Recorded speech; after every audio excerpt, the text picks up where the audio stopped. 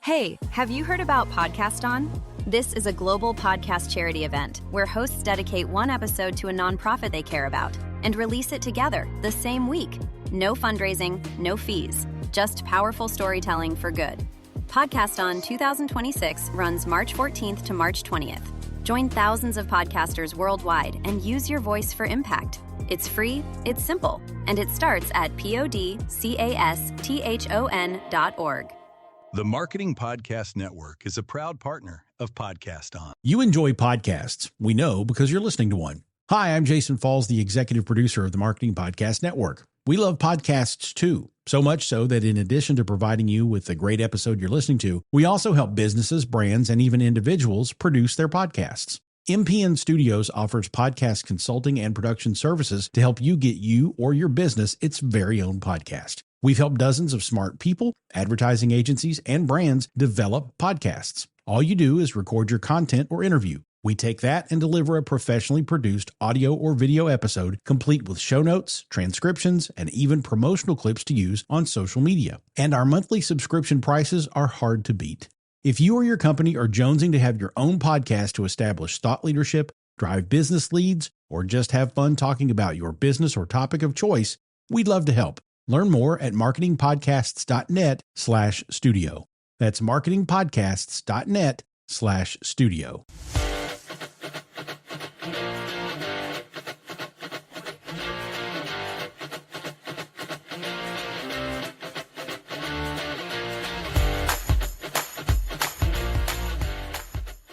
Welcome to Storylines Live, the only podcast that explores the meaning and the power of the most important story in business. The one that answers why somebody would buy from you, work for you, invest in you, or partner with you. This is the story that defines the very character and nature of an organization. At Vendilli, we call this your capital S story. In each episode, we feature guests who have great insights on business storytelling, who can share their experiences and key learnings to help you and your business do a better job of sharing your capital S story to deliver remarkable business results. In this episode, we're honored to have as our guest Kylee Ingram, the co-founder of Wizer Technologies. As you'll see in the episodes, it's fair to say Kylie's a little bit ahead of the curve, not only because of what she does, but because she's in Australia. I'm in the Eastern time zone in the States, so she's literally a day ahead, roughly. Kylee is foremost a creator. She's a storyteller, a technologist, an entrepreneur who spent her career blending creativity with innovation. She began in sports television and moved into documentaries and produced and directed programs seen in more than 100 countries. Her interactive work has been used by some of the world's largest brands and recognized at South by Southwest, props on that, Cannes, very nice, and the Sports Technology Awards, including projects ranging from Habitat the Game, a climate change adventure played by kids worldwide, to Team Tap, a fundraising app used by global sports franchises. Kylee is co-founder and CEO at Wizer, which is a decision intelligence platform that helps organizations identify the right voices, map cognitive strengths, and build smarter, more incisive panels. Wizer's decision profiles and live recommendation engine are redefining how companies understand their decision-making teams. She's served in 2 entrepreneur in residence positions and advised leaders across creative, tech, and impact sectors. Kylee, welcome to Storylines Live. Please feel free to share anything about your background that I might have missed or that you think our audience would benefit from knowing. Thank you so much for having me, Paul. It's lovely to meet you. I think you've captured it all there. It was very long, but I think I just wanted to say what a privilege documentary making is. I think it's one of those, things like you're doing. It's always lovely to talk to different people from backgrounds, and none of them are ho-hum about what they're doing. They love their subject matter, and you get to take these deep dives into other people's worlds, which I think is fantastic. So I think that's all I wanted to add. But I think the one project I did that relates to decision intelligence in the documentary world was a project called Crowd TV, where I was really interested in the wisdom of crowds, and we got a crowd together to create a TV project, which I think was that beginning link into decision intelligence. We're going to have to talk more about that because, the wisdom of crowds is something that should be prevalent on social media, but doesn't seem to be. No, it's definitely the loudest voice wins. And I think there's that, all that research, 60% of online comments now are bots or whatever. And, people raging against a computer. Anything. Yeah. They'll rage against anything. It's quite ridiculous. Mm. Well, Kylee, we really appreciate you being with us for this episode. I always ask our guests about their capital S story. And, we define it a certain way in our work, answering the 4 questions: why somebody would buy from you, work for you, invest in you, or partner with you. And we ask our guests, which of those 4 right now for you, where you're at in your business, is most important to you? Yeah, obviously you want clients to buy, but I've actually spent the last 6 months in a partnership program, which has been fantastic. And I think when you're looking at growth and scale, it's a really interesting way to look at it, to look at the company you want to work with and how do you get win-wins for both of them, and be really clear in your process about how that happens and make it very easy for people to partner with you. So I'm very into partnerships in that strategy for our growth at Wizer. One of the things we've learned in our storytelling work, Kylee, is that there's rarely just one audience for your story. And that's what we try and capture with this process we described, where I have to say, abbreviated like a bullwhip, BWIP, there's these different audiences. But speaking of audiences, I did want to read your bio because you've had quite the journey. And a big part of Storylines Live is understanding the personal stories of the guests that we have on the show. So would you mind taking a little bit of time just to kind of explain how you went from sports television to documentaries to now, you're in the field of decision science. Wow. How did all this happen? Yeah. Well, I think age helps you because you have a lot of time to do it. So young people shouldn't worry too much. But I really think for me, it's about being curious and having a good sense of humor. I think I'm, got a good sense of humor. My family may disagree. And also resilience. Resilience goes a long way. And passion obviously gets you, I think it keeps your heart beating even, in the toughest of times. And entrepreneurship is really tough. Like, it's the toughest thing I think you can do in some ways.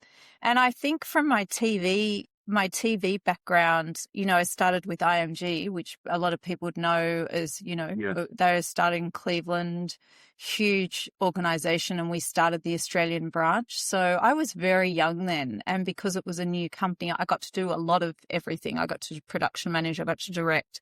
And I think that set me up well for doing my own business. But at some point, my late 20s, I thought, oh gosh, I'm just making, I was doing the World Surf Tour, I was on the Soccer World Cup, which I loved as a woman in sport. In that environment, World Soccer, I was one of only 2 female producers in a couple of hundred in that instance. So it was pretty cool, but at the same time, cool didn't seem to cut enough of it for me. Like I wanted more. And that's when I went into documentary and I really enjoyed it, but it's hard. It's, we had a staff of 10, 15 people and we were trying to produce really good documentaries in Australia, which we did do, but it was a hard business. And there was a key moment when Screen Australia wanted TV producers to start thinking about, I think it's called interactive at the time. And so they offered us grants for that. And I think they were just investing in good ideas. And I got 2 back-to-back nominations at Cannes for things I came up with. And I was like, oh, this is in a way more fun than TV because it's a hell of a lot quicker in some ways, to have that initial idea looked at. And the other thing with TV is there's a few gatekeepers for each. BBC has a few. And it's very hard. You are relying on individual people to decide what goes on TV. And sometimes you're sitting there going, how did, you don't want to get in your head, but you're like, how did that get commissioned kind of thing?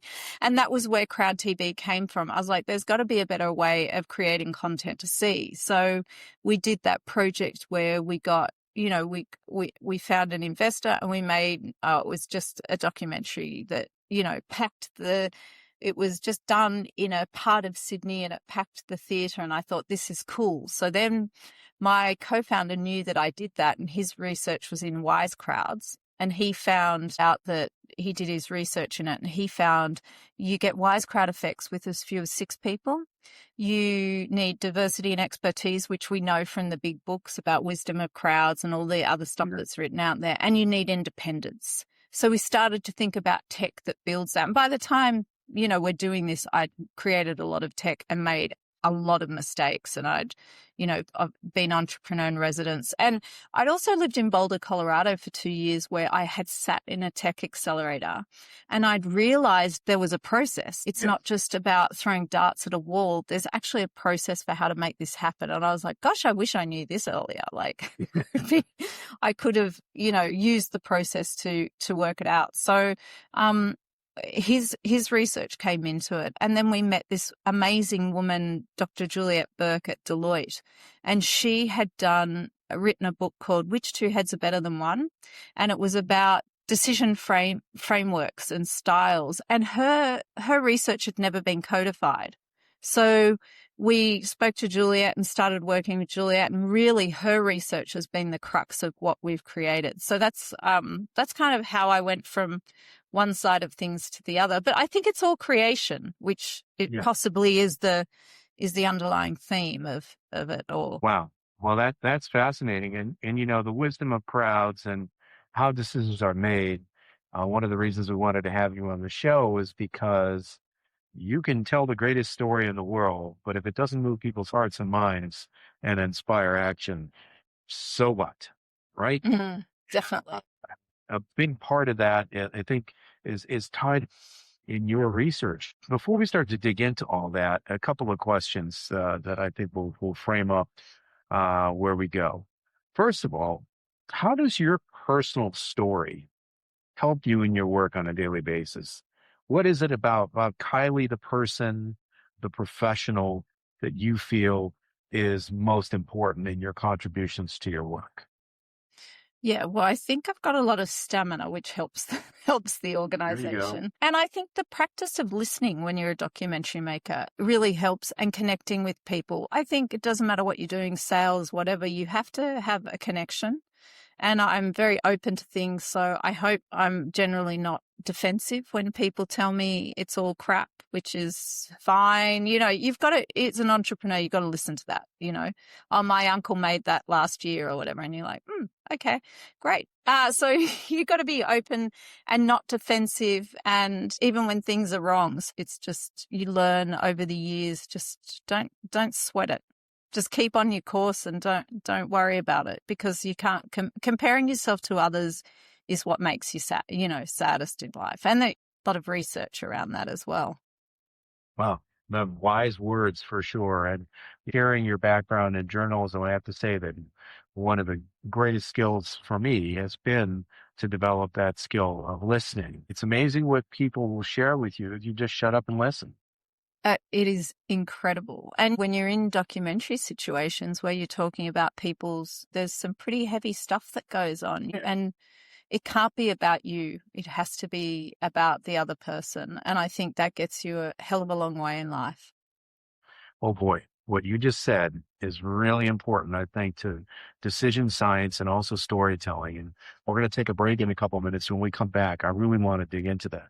But before we go into the break, obviously, we started Storylines Live because we have a particular take on storytelling and a way of thinking it. But I also like to ask our guests for their take on storytelling. I mean, obviously, you've been a storyteller in a lot of environments. What does storytelling mean to you, Kylee? Yeah, well, as I think I alluded to, I think it's key. It doesn't matter what you're doing, how you talk about it will be the way it's picked up. And if you don't have other people picking it up, it's never going to go anywhere. I think it's the backbone. And it's literally from selling your product to how you're communicating your strategy internally. Like, you have to do it. And I think I've heard of you've heard of people like the guy at Salesforce or Zappos. I don't think their values are actually revolutionary, but I think it's the way they're telling their story that people latch onto. And I think when people are in those big businesses, that when you can communicate the values or whatever it is and give those people inspiration, because people need meaning when they go to work. And I think storytelling is that part of it. So I love stories. I love true ones in particular. And I just think the more you can pull out of that, the better for everybody, and especially people that work for you. It's so key to bringing them on the journey. So true. So true. And, when we talk about storytelling at our firm, we're trying to help our clients understand that the story really does have to be, as you said, about somebody else. Frequently, and I'm sure we're going to get into this in a few minutes here, when you're talking about leaders and communicating and sharing a story, if you really want to move people and have them head in a certain direction, you need to be talking about them, and they need to see themselves in the story. And as you pointed out, authentic stories are what moves hearts and minds. We joked at the beginning of the episode about social media. One of the things that social media has done is made all of us cynics and skeptics. And so if you're going to be sharing a story, it's got to be authentic. Definitely. Folks, we're going to take a quick break. And when we come back, we're going to dig into the role of decision science and helping people to take action. Hey marketers, Deborah Eckerlin here. And I'm Keith Smith, and we host the MPN Meta Marketing Show, which is not just another marketing podcast, but the marketing podcast about all the other marketing podcasts. Podcasts are booming, right? We love them, and people actually listen. They don't scroll, they don't swipe. Well, except maybe during the ad breaks. But here's the secret. With the Marketing Podcast Network, your ads don't make people hit skip. We put your brand on shows that people actually want to hear. That's right. We match your message with podcasts that make marketing nerds like us perk up and take notes, or at least nod knowingly, pretending they understand. And don't worry, because we'll deliver your ad naturally. People might even think that we love your brand personally, which of course we totally do, unless it's a veggie smoothie, then maybe not. If you want your brand heard without making listeners roll their eyes, head to marketingpodcasts.net and catch marketing fans at work, rest, and play. Seriously, your audience is already listening. Make sure they hear your brand and not our awkward jokes. Join the conversation, because good ads shouldn't just be tolerated, they should be enjoyed. Yes! Folks, thanks again for joining us for this episode of Storylines Live with our guest, Kylee Ingram of Wizer Technologies, who's become an expert in decision science after having a very successful career in sports television and documentaries. Kylee, I'm sure a lot of people are asking themselves, what the heck is decision science and why should I care? And I suspect you have an answer. Yes, I do. A pre-prepared one. No, just kidding. Wizer is Wizer. We call Wizer a decision intelligence platform, and decision making is a subjective problem, and people need to know who should be involved in a decision. Whereas a lot of companies we see, less than 3% of the people are involved in decisions in their organization. So how do we turn that into a data-driven decision rather than it being an emotional one? So we say with Wizer, we can put a data scientist into the room with you. Who's missing? What biases have you got? Because a lot of the decision, if we say our objective is to help the world make better decisions, really what we're doing is breaking down those structures that stand in the way of better decisions. And most of them are biases, and Juliet in her book, listed 3 of them, from social, time to whatever. And part of the problem is people with similar cognitive diversity to themselves to be in the room, and it sways the decision too much. So when we're looking at what we do at Wizer, we do 3 things differently, I think, from anything else out there. We've got decision profiles, which will break down what that cognitive diversity is. So that means you come at decisions in different ways. Are you looking at outcomes? Are you looking at people? And people have a primary and secondary in that. So we look at that, and the individual learns about themselves. And you can't fake that. If you don't have one of them in a company, you can kind of imagine thinking like that, but it's not sustainable. So you need to understand what's missing. Then we're also looking at that outward diversity that's relevant to decisions, which is age, gender, and ethnicity, and that you can go deep into how they play out. It's really interesting. There's jury studies. There's all these different studies that are out there on that. And then we're looking at expertise. So that piece where you need to know if you're going to fly a plane, like Boeing, one of their big problems was they took all the engineers out of the room. So doors started falling off planes. Our Wizer would tell us live who's missing, and it also has a recommendation engine to who might be there. So it's trying to help organizations or people just form that wisdom when they're ready to go. It'll tell you how far skewed you are in certain ways.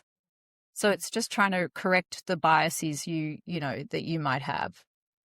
So you said a few really interesting things there, Kylee. Number one, diversity is obviously about age, gender, ethnicity, but it's also about the way people make decisions. Is that right?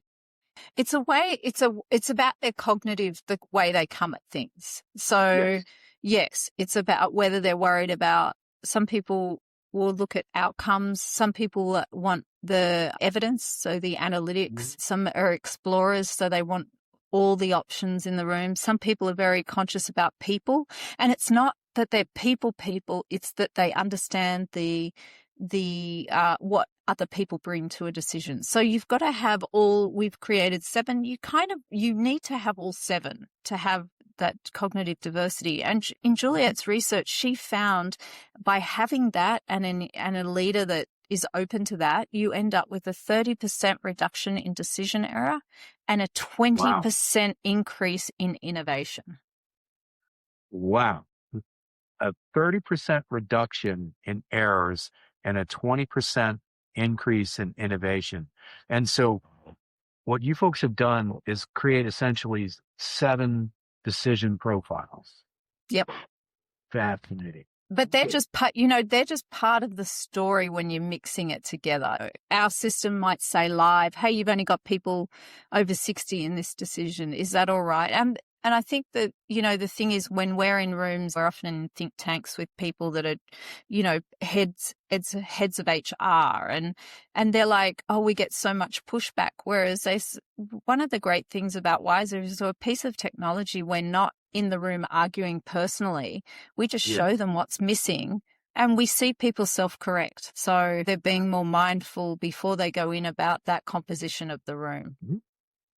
So now, Kylee, it's science and it's technology. What is this, a web-based platform, a mobile platform? How does Wizer deliver its insights?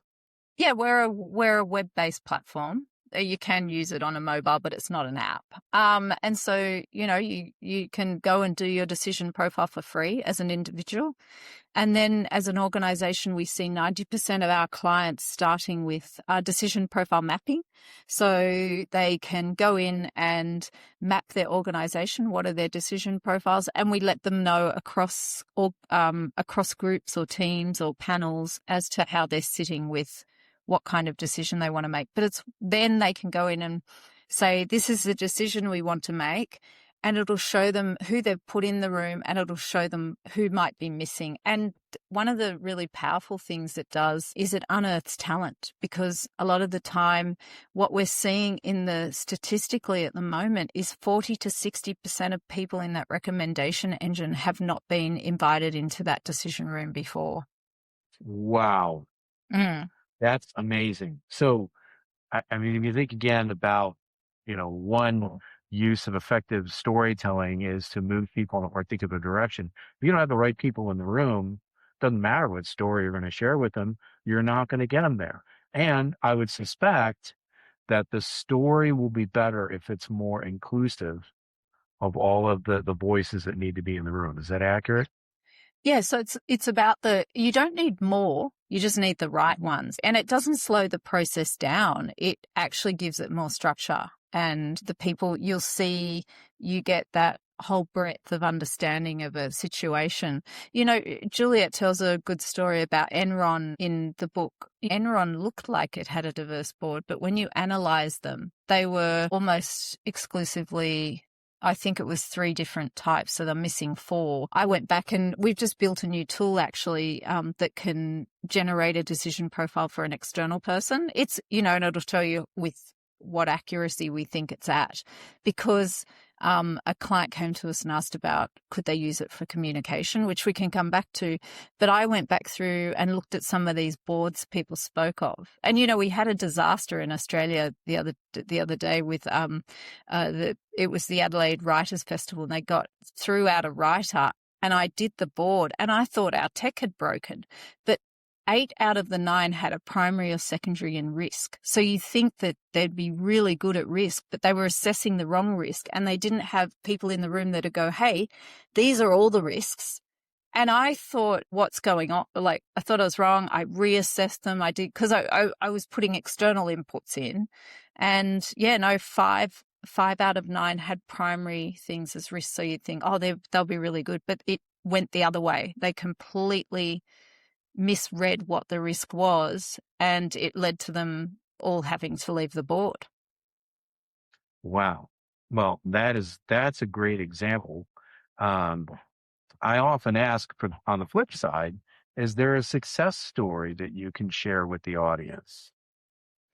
Yeah, we have a few, because it's funny. One of the biggest take-ups of the technology is actually for community building. So we're looking at how to get the right people in the room for that stakeholder engagement piece in Indigenous organisations. So that's one of my favourite stories. But it's also what I've enjoyed too is the scale ups that have taken it up, because they're not in the bit where they've spent millions with consultants building out decision frameworks or whatever, and they see the ease of the technology to just be mindful about decisions. And so it's nice, because I think they're very forward-thinking entrepreneurs, because they're at that point where they're scaling, and to just be able to put in a process that they can almost put in an afternoon and understand their people. When you get in the room, because I'm still in the room with clients, when you get in the room with them and you see them and you can take them through the makeup of their people, just watching the light bulb turn on, and it's those few scale ups that we've done so far and that community building piece that I've really, really enjoyed. Well, and that was the next question I was going to ask you. I think you kind of answered it, but if you had more to add, that'd be great. What brings you the greatest satisfaction in your work? Look, I think it's it's back to that creation thing. I'm happiest when I create, even when, as an entrepreneur, you've got to kind of one day be the head of sales and then the head of, you're like, it's really hard to adjust and change gears. And I know I'm happiest when I create. So AI now makes that so easy for me. It's scary, with coding. And one of the latest versions of that was the communication tool I was talking about. A client came to us and said, could we use your decision profiles to work out how to communicate with people? And we said, yeah, how are you doing it now? And rather than sending off my dev team on, I think we need to try this, I was able to code it all myself to the MVP and test it. So I got it to that point where we got 1,000 users in 48 hours. And it was so, it wasn't, it wasn't behind a paywall. It was, but I did all the coding. I did the prompt. I was in heaven. I just loved it. It's great, Kylee. That's a great story. Speaking of storytelling, it's also a great use case as well. Well, this has been great to have you on this episode. Really, really enjoyed my time with you. I think it's critically important to let people know how they can best reach you. Yeah, so wizer.business, W-I-Z, wizer.business, or LinkedIn. I'm very available, Kylee with the double E. Yeah, would love to hear from you if anything about decision intelligence resonates with your listeners. And for the audience, they can go to wizer.biz and they can do a decision pro. Yeah, do their own. Just go, it's up the top and just says, get your decision profile now. And yeah, learn about yourself. It'll give you a full walkthrough online as to what you come out as, and learn a little bit about how you sit in the room and make decisions. Understanding that about yourself is incredibly important. My wife tells me self-awareness is important. I wonder why she said, I'm just kidding. That's it. Yeah. Yes. Kylee, once again, it's been so great to have you on Storylines Live. Thank you so much. Folks, we will put in the show notes the Wizer.biz address, LinkedIn. I think also I need to get the full title of Juliet's book from you. We'll do that offline. That seems like it's been foundational to your work. And I want to say thanks again to our audience. Thanks for being here with us on this episode of Storylines Live, the only podcast that explores the power and the meaning of the most important story in business, the one that answers why somebody would buy from you, work for you, invest in you, or partner with you. This is the story that defines the character and nature of an organization. That's why we call it your capital S story. Thanks for being with us, and we'll see you next time on Storylines Live.